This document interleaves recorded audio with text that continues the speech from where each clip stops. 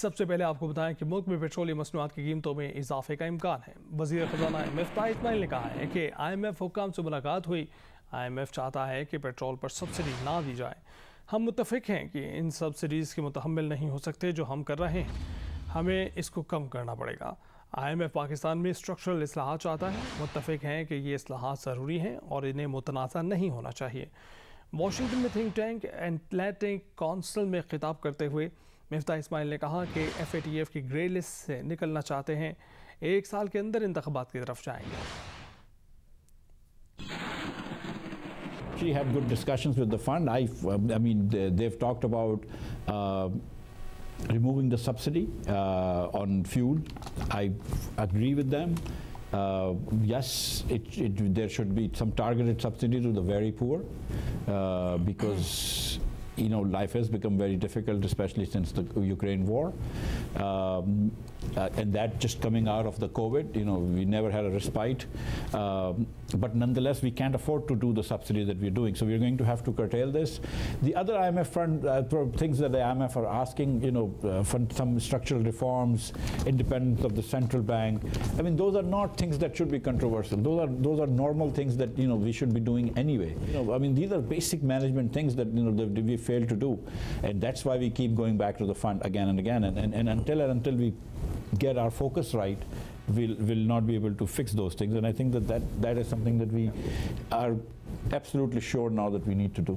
So I had a very good meetings with the IMF, and we're working with a lot of countries, including America, in helping us get back on track with the IMF, and also to get out of this fat of grey list.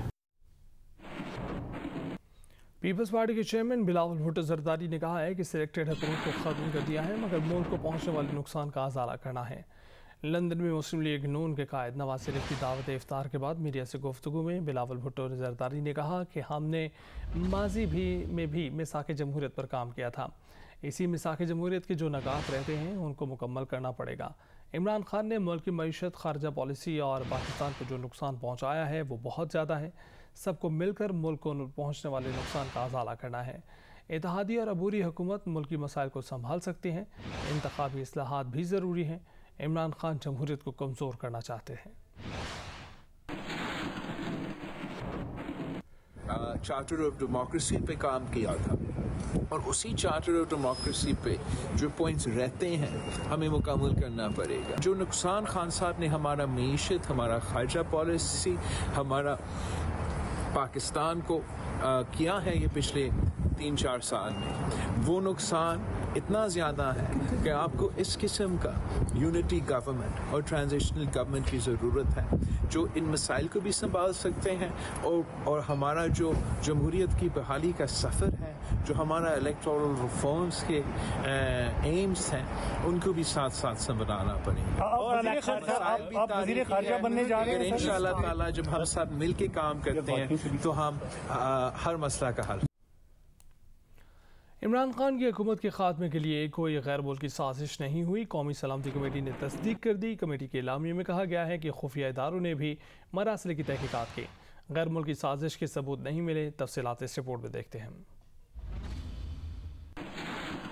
Tehreek Insaf کے vice chairman Shah Mahmood Qureshi کا کہنا ہے کہ قومی سلامتی committee کے اعلامیے میں کوئی نئی بات نہیں، پاکستان کے اندرونی سیاسی معاملات میں مداخلت کی گئی، چیف جسٹس کی سربراہی میں اوپن سماعت کے لیے کمیشن تشکیل دیا جائے۔ ذیشان بخش کی رپورٹ۔ پریس کانفرنس کرتے ہوئے شاہ محمود قریشی کا کہنا تھا کہ اعلامیہ میں کوئی نئی بات نہیں تھی، پچھلے اجلاس کی فائنڈنگ منٹس پر مہر ثبت کر دی گئی، اگر ایسا ہی ہونا تھا تو پھر اجلاس سے کیا حاصل ہوا؟ اجلاس سے وزیر اعظم نے اپنے لیے مزید مشکلات پیدا کی ہیں۔ معاملہ نیشنل سیکیورٹی کے اجلاس کا تھا اور وزیر داخلہ پریس کانفرنس میں ذکر ECL کا کر رہے تھے۔ اس نیشنل سیکیورٹی کمیٹی کے اجلاس نے جو پچھلا اجلاس تھا یعنی کہ 37واں اجلاس، اس کی فائنڈنگز کو اور اس کے منٹس کو انڈوس کر دیا، یعنی کہ ان پر مہر ثبت کر دی، اور اگر ایسا ہی ہونا تھا تو پھر میں وزیر اعظم شہباز شریف صاحب سے بصد احترام یہ پوچھنا چاہوں گا इस इजलास की ज़रूरत महसूस क्यों की गई? शाह महमूद कुरैशी का कहना था कि हमारा मौक़िफ़ पहले से ज़्यादा मजबूत हो गया है। लोग समझते हैं कि मौजूदा हुकूमत कवर अप की कोशिश कर रही है। असद कैसर मरासला चीफ जस्टिस पाकिस्तान को भिजवा चुके हैं। इस पर एक जुडिशल कमीशन तश्कील दिया जाए जो मामलात की तह तक पहुँचे। जुडिशल कमीशन सुप्रीम कोर्ट की चीफ जस्टिस की सरबराही में या उनकी जवाबदीद पर तश्कील पाए और वो जुडिशल कमीशन एक ओपन हेयरिंग के ज़रिए मामलात की छानबीन करे और हक़ाइक़ की तह तक पहुँचे कि साजिश थी, पॉलिटिकल इंटरफेरेंस थी कि न थी, और कौम उसमें दिलचस्पी रखती है। शाह महमूद कुरैशी का कहना था कि लंदन में बेनज़ीर का बेटा पंजाब में पीपल्स पार्टी की सीटों की भीख मांग रहा है। बिलावल ने पीपल्स पार्टी के पंजाब में जनाजे का एतराफ़ कर लिया है। पीपल्स पार्टी के नजरियाती कारकुनों को इमरान खान की तरफ माइल होना चाहिए। कैमरामैन रिजवान भट्ट के साथ जिशान बख्श, जियो न्यूज़, लाहौर। खारजा अमूर की वज़ीर मुमलिकत हिना रबानी खर ने इंकशाफ किया है कि अमरीकी ओहदेदार की गुफ्तगू पर अमरीका से फौरी एहतजाज करने से मना और किसी ने नहीं, शाह महमूद कुरैशी ने किया था। मैं पहले दिन ही जाके मैंने जब वो टेलीग्राम देखा तो उसमें what I was shocked to she was कि आखिरी 3 लाइनें उस टेलीग्राम की लिखा हुआ था असेसमेंट एंड रिकमेंडेशन। उन्होंने अपनी पूरे साइफर की डिटेल्स लिख के नीचे लिखा हुआ था कि मेरी ये रिकमेंडेशन है कि आप यहाँ पे इस्लामाबाद में इनके सफीर को बुलाएं और उनको डिमार्श करें और उनसे पूछें कि क्या ये लंच और मीटिंग में जो हमें वजाहत की गई है या हमें जो कुछ कहा गया है, क्या ये पूरी यूएस गवर्नमेंट की पोजीशन है या क्या ये एक आदमी जो कि वहाँ के लिए काम करता है उनकी पोजीशन है? कौन सा रिजीम चेंज कौन से मुल्क में, बेशक वो कोई अफ्रीकन मुल्क हो, बेशक वो साउथ एशियन मुल्क हो, डिप्लोमेटिक चैनल्स के थ्रू कन्वे किया जाता है। दफ्तर खारजा में जब ये आती है, ये साइफर आता है, तो शाह महमूद कुरैशी साहब को उसी वक्त बता दिया गया था या उन्हें अंधेरे में इस हवाले से रखा गया? शाह महमूद साहब को फॉर्मर फॉरेन मिनिस्टर को ये इमीडिएटली बता दिया गया था और उन्होंने I don't want to say it because I don't want to politicize it, but उनकी इंस्ट्रक्शन के मुताबिक डिमार्श इमीडिएटली इशू नहीं हुई, which I find a bit questionable. Now the important thing is मैं इसकी वजाहत करना चाहती हूँ because अब एक और स्पिन दिया जा रहा है कि असद मजीद खान साहब शायद कोई और बात कर रहे थे और वो डट असद मजीद खान साहब ने कॉन्टेक्स्ट और content of the demand of the cipher explain किया नेशनल सिक्योरिटी काउंसिल को पूरी वजाहत के साथ पूरे तरीके से।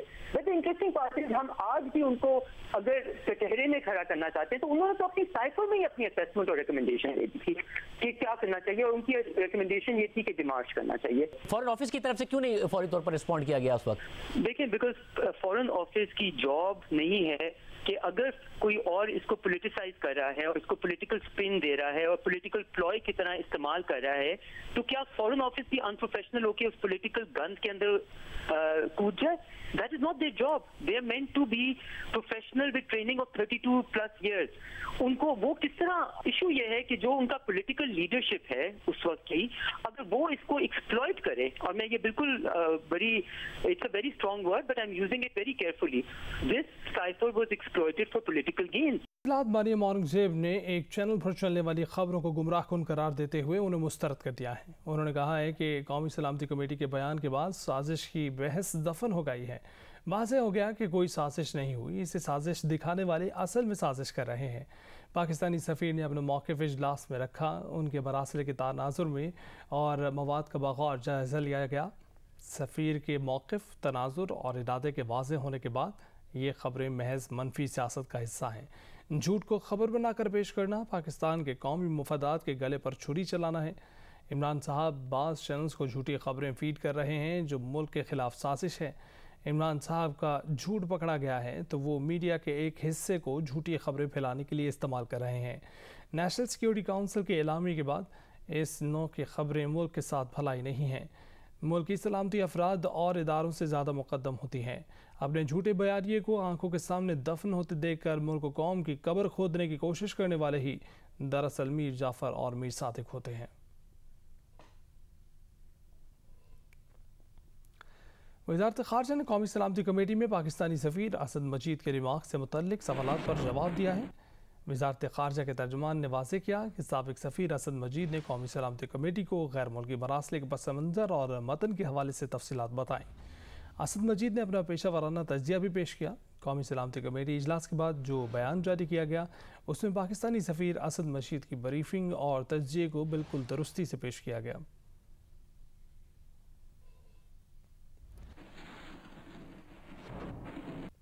اور تحریک انصاف کے ترجمان نے کہا ہے کہ قومی سلامتی کمیٹی کے اجلاس کے اعلامیے نے ہمارے موقف پر مہر تصدیق ثبت کر دی ہے۔ مراسلہ ایک حقیقت ہے اور اس حوالے سے چیئرمین پیپلز پاکستان تحریک انصاف عمران خان کا ایک ایک حرف سچ تھا۔ ترجمان تحریک انصاف نے قومی سلامتی کمیٹی کے اجلاس اور اعلامیے پر رد عمل دیتے ہوئے کہا ہے کہ قومی سلامتی کمیٹی کا اعلامیے میں ثابت کر دیا ہے کہ پاکستان کے اندرونی معاملات میں مداخلت کی گئی۔ عمران خان کا ایک ایک حرف سچ تھا۔ مراسلے کی تہہ تک پہنچنے کے لیے فوری عدالتی کمیشن مقرر کیا جائے۔ کہا کمیشن تحقیق کرے گا کہ کیا دستاویز میں ایک باضابطہ ملاقات کی تفصیل موجود ہے، کیا یہ حقیقت نہیں کہ ملاقات میں تحریک عدم اعتماد کا ذکر ہے، کیا پاکستان کی معافی کو عمران خان کے ہٹانے سے مشروط کیا گیا، سفارتکاروں کی اپوزیشن رہنماؤں اور منحرف اراکین کی ملاقاتوں کی کڑیاں ملانا ہوں گی۔ مطالبہ کیا کہ عدالتی کمیشن کی کارروائی مکمل اوپن ہونی چاہیے، بند کمرہ کارروائی قبول نہیں کی جائے گی۔ تحریک انصاف غیر ملکی مراسل سے متعلق اپنے موقف پر قائم ہے۔ پی ٹی آئی سندھ کے صدر سابق وزیر علی زیدی نے کہا ہے کہ حکومت سازش کے لفظ سے کھیلنے کی کوشش کر رہی ہے۔ پوری دنیا کو علم ہے کہ سازش اور مداخلت میں کیا فرق ہے۔ سمجھ سے بالاتر ہے کہ قومی سلامتی کمیٹی کا اجلاس کیوں بلایا گیا۔ اگر یہ کسی کے مشورے پر ہوا تو مشورہ دینے والے کی نیت پر سوال کرنا چاہیے۔ قومی سلامتی کمیٹی نے پچھلے اعلامیے کی توثیق کی، ایک بار پھر عمران خان کے موقف کی تائید کی گئی ہے۔ سابق وزیر اعظم نواز شریف نے کہا ہے کہ عمران خان نے پاکستان کا جو حشر کیا اس شخص کو تو عبرت کا نمونہ ہونا چاہیے۔ یہ شخص کون سی مٹی کا بنا ہوا ہے، اس کی پرورش کہاں ہوئی ہے، قوم کو سوچنا چاہیے۔ نواز شریف نے کہا کہ اسحاق ڈار نے ملکی معیشت کھڑی کی مگر عمران خان زمین بوس کر دی۔ ریاست مدینہ کا نام لے کر اس نے ظلم اور زیادتی کی۔ یہ کسی بات کو نہیں مانتا، نہ آئین، نہ قانون اور نہ پارلیمنٹ کو مانتا ہے۔ عدم اعتماد قانونی طریقے سے آئی تو اسے مانو، نہ ماننے کی وجہ سے سپریم کورٹ کو فیصلہ دینا پڑا۔ نواز شریف کے صدر عارف علوی پر بھی تنقید۔ کہا کہ آپ ملک کے صدر ہو، کیسے اپنے فرائض ادا نہیں کرو گے، کیسے حلف نہیں اٹھاؤ گے۔ جب تک جمہوریت اور نظریے کی آخری فتح نہیں ہوگی وہ لڑتے رہیں گے۔ بننا چاہیے۔ آئندہ دیکھیں کیا عزائم لے کے بیٹھا ہوا ہے، کسی بات کو مانتا ہی نہیں ہے، نہ قانون کو مانتا ہے، نہ آئین کو مانتا ہے، نہ پارلیمنٹ کو مانتا ہے، نہ ابھی ایک تمہارے خلاف ایک بالکل لیگل وہ آیا ہے ووٹ آف نو کانفیڈنس کی موشن، تم مانو۔ سپریم کورٹ کو فیصلہ دینا پڑا اپنا، بتائیں۔ اور پنجاب میں دیکھو کیا ہو رہا ہے، فارن فنڈنگ کیس کا معلوم ہے کہ شاید کیا نتیجہ آئے گا، ان کے خلاف آئے گا، آنا بھی چاہیے۔ اگر غلط کاریاں کی ہوئی تو نتیجہ ان کے خلاف آنا چاہیے۔ پہلے سے ہی قومی اسمبلی سے اپنے بندوں کو استعفے دلوا دیے تاکہ، کیونکہ اس میں اگر خلاف آتا ہے تو پوری پارٹی بین ہو جاتی ہے، ختم ہو جاتی ہے، ان کی ممبرشپ ختم ہو جاتی ہے۔ تو پہلے سے استعفیٰ دلوا دیا تاکہ یہ لگے کہ جی ہم نے تو استعفیٰ دے دیا۔